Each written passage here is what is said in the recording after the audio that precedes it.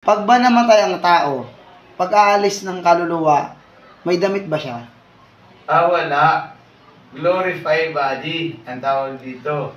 Kasi sa rapture, ang mga damit natin ay may iwanan ito. Yung ating mga lupang katawan ay babaguhin ito ng Diyos. Yan ang mabasa mo doon sa ikalawang Korinto. Unang Korinto chapter 15, basahin natin. Verse 53 to 58.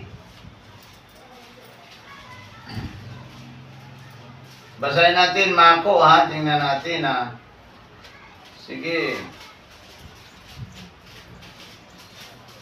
Para maganda.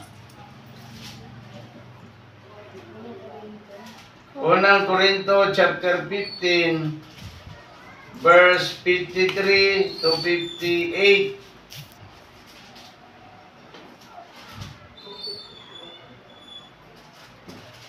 Unang Korinto chapter 15 verse 53 to 58.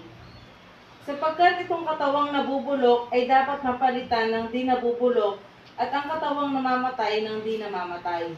Kapag napalitan na ng walang pagkabulok ang nabubulok at napalitan na ng walang kamatayan ang namamatay, matutupad ang nasaad sa kasulatan. Nalupig na ang kamatayan, ganap na ang tagumpay. Nasaan o kamatayan ang iyong tagumpay? Nasaan o kamatayan ang iyong kamandag? Ang kamandag ng kamatayan ay ang kasalanan, at ang lakas ng kasalanan ay nagmumula sa kautusan. Magpasalamat tayo sa Diyos na nagbibigay sa atin ng tagumpay sa pamamagitan ng ating Panginoong Hesukristo. Kaya nga mga kapatid, magpakatatag kayo at huwag matitinag. Magpakasipag kayo sa gawain para sa Panginoon, yamang alam ninyong di na sasayang ang inyong pagpapagal para sa Kanya. Okay. Papalitan niya na Mako ng katawang glorified body, ang tawag dyan.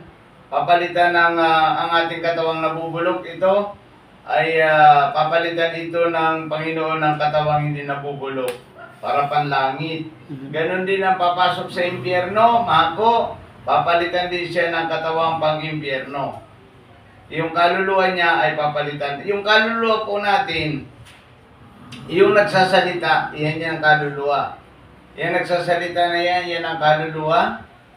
At yung hininga natin, yan yung God's breath, spirit yan, na ipinahiram ng Diyos.